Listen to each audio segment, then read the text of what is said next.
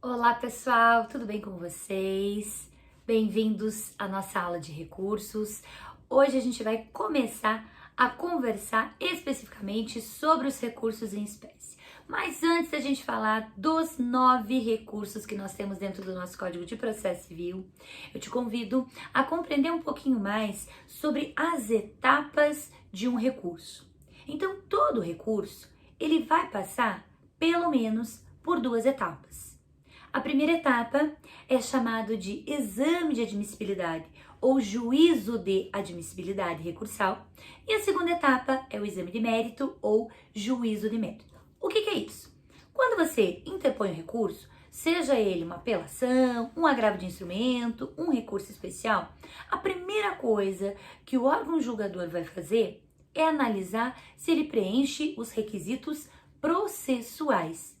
Então, dentro do nosso sistema recursal, esse exame de admissibilidade, ele é formado por requisitos intrínsecos e requisitos extrínsecos, que são requisitos processuais, para verificar se o teu recurso tem condições de ser analisado, tem condições de ser julgado. Então não é assim, o tribunal recebe o recurso e já vai fazer o julgamento, o relator já faz o voto, já inclui na pauta de julgamento. Não.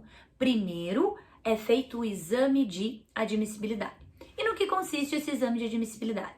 O exame de admissibilidade, ele consiste na análise de requisitos processuais. Então, que são esses requisitos processuais? Cabimento. Cabimento é o primeiro requisito processual. O teu recurso, ele tem que ser um recurso cabível. O que é isso? Para cada decisão judicial, nós temos um único recurso cabível. E daí você já vai torcer o olho para mim e já fala assim: olha, professora, mas eu tenho decisões judiciais que eu acabo interpondo 2 recursos. Uma decisão que ela não traz com tanta clareza a resposta do juiz, o convencimento do juiz, portanto, é uma decisão judicial obscura. Primeiro eu ofereço os meus embargos de declaração e depois eu ofereço a minha apelação. Não é verdade? Então, como é que de cada decisão judicial só cabe um recurso? Veja, os embargos de declaração, a gente vai analisar nas próximas aulas, os embargos, eles são um recurso um pouquinho diferente, porque os embargos não têm a finalidade de reformar a decisão, não tem a finalidade de invalidar a decisão. Você não oferece embargo de declaração para falar: olha, juiz, eu acho que deveria ter analisado essa prova, esse fundamento. Não. Embargo de declaração é para corrigir uma sentença, uma decisão interlocutória, enfim, qualquer decisão judicial omissa, obscura, contraditória ou que tem algum erro material. Então você oferece os embargos para corrigir aquela decisão judicial do ponto de vista da sua integração com a decisão, do ponto de vista do seu esclarecimento. Então, quando você entra com os embargos, você não está pedindo a invalidação ou a reforma, você está pedindo um esclarecimento. Então, nesse exemplo, o juiz proferiu uma sentença que não é tão clara, uma sentença obscura. Você primeiro tem que oferecer os embargos para falar: juiz, não entendi, isso aqui não está claro. Aí o juiz corrige aquela obscuridade. Agora minha sentença está perfeita? Agora tá. Então agora você entra com a apelação. Então, como os embargos de declaração eles cabem de toda e qualquer decisão judicial, toda vez que essa decisão for obscura, for omissa, tiver um erro material ou alguma contradição, primeiro você vai ter que entrar com os embargos para depois entrar com o recurso de reforma ou o recurso de invalidação da decisão. Então é só nesse sentido que a gente pode ter a interposição desses 2 recursos. Agora, o que o requisito do cabimento diz é: você não pode de uma sentença agravar de instrumento, você não pode de uma decisão interlocutória entrar direto com recurso extraordinário, porque para cada tipo de decisão judicial a gente vai ter um recurso específico. Além de analisar o cabimento, o exame de admissibilidade também vai analisar a legitimidade. Quem são as pessoas que têm legitimidade para interpor recurso? E muita gente acha que a legitimidade para interposição recursal é da parte, mas não. Por que não? Não basta eu ser parte para ter legitimidade recursal.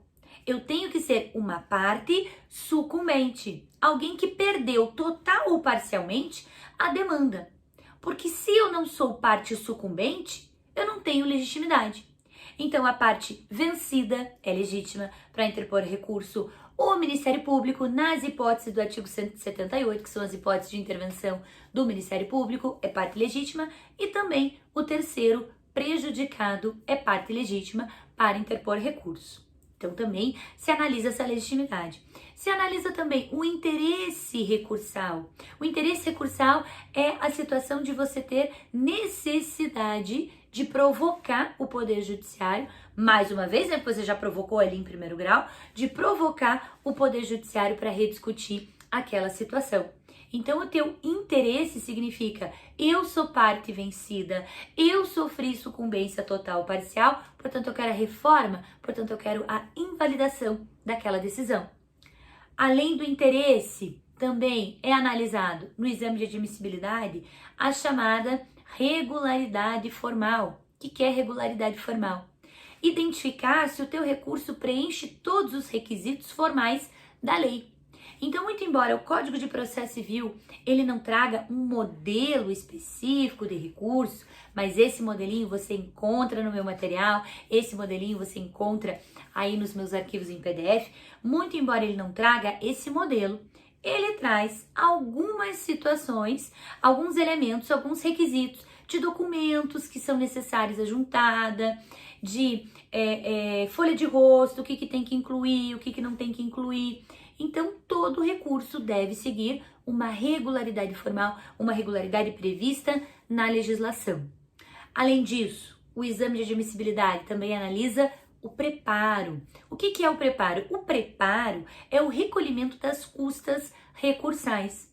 Para recorrer, você precisa recolher preparo? Sim, da mesma forma que quando você ajuizou a tua petição inicial, você não recolheu custas iniciais, a não ser que você seja beneficiário da justiça gratuita. Mas se não for, você recolheu custas iniciais. Para recorrer, também tem que pagar preparo? Também tem que pagar preparo.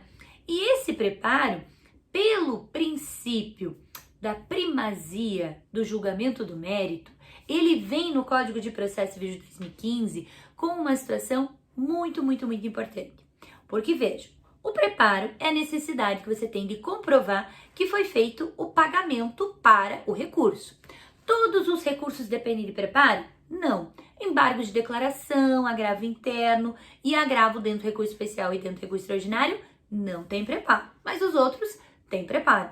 Todas as pessoas devem recolher o preparo? Também não. Fazenda Pública, União, Estado, Município, Distrito Federal, Ministério Público estão dispensados do preparo e demais custas e emolumentos. Então, não são todas as pessoas que recolhem o preparo. E, igualmente, o beneficiário da justiça gratuita fica dispensado, portanto, também do recolhimento do preparo. Agora, por que o preparo é tão importante? Porque, veja, se o preparo é a necessidade que eu tenho de comprovar que eu recolhi as custas recursais, se eu não recolho, dizia o Código Antigo que o meu recurso era deserto. Acabou, morreu. Ele não ia ser analisado, ele não seria julgado.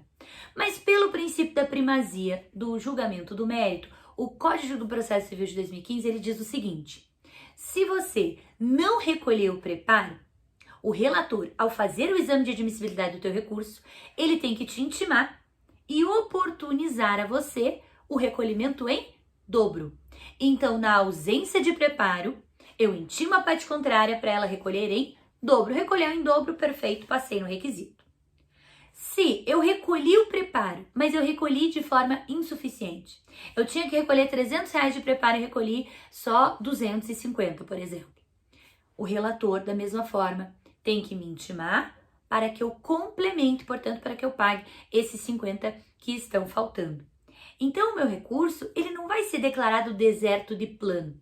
Primeiro, o tribunal vai intimar a parte, oportunizar a correção do vício, corrigido, perfeito. Segue o exame de admissibilidade, seguido do exame de mérito. Agora, o relator me deu a oportunidade de corrigir e eu não corrigi, aí não tem jeito, aí sim o meu recurso não será conhecido. Então, todas essas questões o relator vai conhecendo, vai analisando no exame de admissibilidade. Além do preparo, requisito também importantíssimo é a tempestividade. A tempestividade significa a interposição do recurso no prazo legal. E essa interposição do recurso no prazo legal, ela está bem mais fácil no Código de Processo Civil de 2015, que unificou os prazos recursais para 15 dias úteis. Então, apelação, recurso extraordinário, recurso especial, agravo de instrumento, todos têm 15 dias úteis para sua interposição. À exceção dos embargos de declaração, que tem prazo de 5 dias úteis para o seu oferecimento. E o último requisito de admissibilidade, analisado aqui, é a ausência de fato impeditivo ou obstrativo ao recurso. O que seria isso? Vamos supor que o juiz tenha me condenado a te pagar 10 mil reais. Essa sentença não transitou em julgado, né? Cabe recurso ainda, mas no dia seguinte que ela foi publicada, eu te procuro e falo assim, olha, não tenho como te pagar 10 mil reais à vista, mas vamos fazer um acordo? Eu te dou minha moto, ou eu pago parcelado. O que eu tô fazendo? Eu estou reconhecendo aquela dívida e oferecendo um pagamento ou fazendo uma dação em pagamento, ou posso fazer uma subrogação, ou seja, estou modificando aquela relação. Então, se eu estou fazendo esse acordo, fazendo essa composição, teria eu possibilidade de recorrer, ou você possibilidade de recorrer? Se a gente já está se resolvendo e eu entro com recurso, ou você entra com recurso, o que o relator vai dizer? Olha, tem um fato impeditivo, houve aqui uma negociação, ou até mesmo houve o pagamento, eu já paguei esses 10 mil, tudo à vista para você. Então, é um fato impeditivo do teu direito de recorrer. Então, esse é o exame de admissibilidade, são os requisitos tradicionais analisados em todos os recursos. Nós temos ainda alguns recursos que têm alguns requisitos especiais, como é o caso, por exemplo, do recurso especial e do recurso extraordinário, que tem o requisito do pré-questionamento, no sentido de que você não pode inovar no teu recurso especial, no teu recurso extraordinário. O teu objeto de impugnação já deve ter sido enfrentado pelas vias ordinárias, já deve ter sido enfrentado pelo primeiro grau, pelo segundo grau de jurisdição. Então, não dá para ser um tema novo que você leva lá no STJ, no STF, já tem que ter sido ventilado pelo tribunal. E caso ela não tenha sido enfrentada ainda, você pode se valer dos embargos de declaração para obter a finalidade de pré-questionamento. E também temos requisito específico da repercussão geral, que é atribuído ao recurso extraordinário no sentido de que o teu recurso extraordinário, ele tem que ter alguma relevância social, econômica, jurídica, política, para influenciar não só a tua relação jurídica particular, mas que possa influenciar ou potencialmente aplicar a outras pessoas, a outras demandas. Então, você deve comprovar essa repercussão geral, ou seja, o STF ele não vai julgar uma situação única, exclusivamente individual, ela tem que ter um reflexo geral. Então, são alguns requisitos específicos trabalhados no STJ, no STF, por via do recurso especial e do recurso extraordinário. Feito esse exame de admissibilidade, o relator vai dizer, conheço do recurso, teu recurso preenche todos os requisitos, e passará ao exame de mérito, que é o julgamento, que é a decisão colegiada do tribunal. Mas antes da gente encerrar, olha só, quem é que tem competência para fazer o exame de admissibilidade e o exame de mérito? A competência para o exame de admissibilidade e exame de mérito, ela é do juízo ad quem? Do juízo de destino, o juízo que você está impugnando aquela decisão. Então, quem tem que fazer o exame de admissibilidade da minha apelação? O Tribunal de Justiça. Quem tem que fazer o exame de admissibilidade da minha decisão interlocutória? Do meu agravo de instrumento? O Tribunal de Justiça, então o órgão hierarquicamente superior, é responsável tanto pelo exame de admissibilidade como pelo exame de mérito. Nós temos apenas uma exceção, que é no caso do recurso especial e do recurso extraordinário. Então, a regra geral é que você vai interpor a tua apelação no primeiro grau de jurisdição, o juiz vai intimar a parte contrária para oferecer as contrarrazões e vai mandar tudo para o tribunal. É o tribunal que vai fazer exame de admissibilidade e exame de mérito. Você pegou lá a tua decisão interlocutória, você agrava direto no tribunal. É o tribunal que vai fazer exame de admissibilidade e exame de mérito. Qual que é essa exceção? A exceção, ela é do recurso especial e do recurso extraordinário. Para esses dois recursos, a gente vai ter um duplo exame de admissibilidade. Um feito na origem, outro feito no destino, seguido de um exame de mérito. Então, o Tribunal de Justiça do Estado de São Paulo proferiu um acórdão e você quer entrar com recurso especial desse acórdão porque você acredita que houve uma violação à norma infraconstitucional, uma violação ao próprio Código de Processo Civil, por exemplo.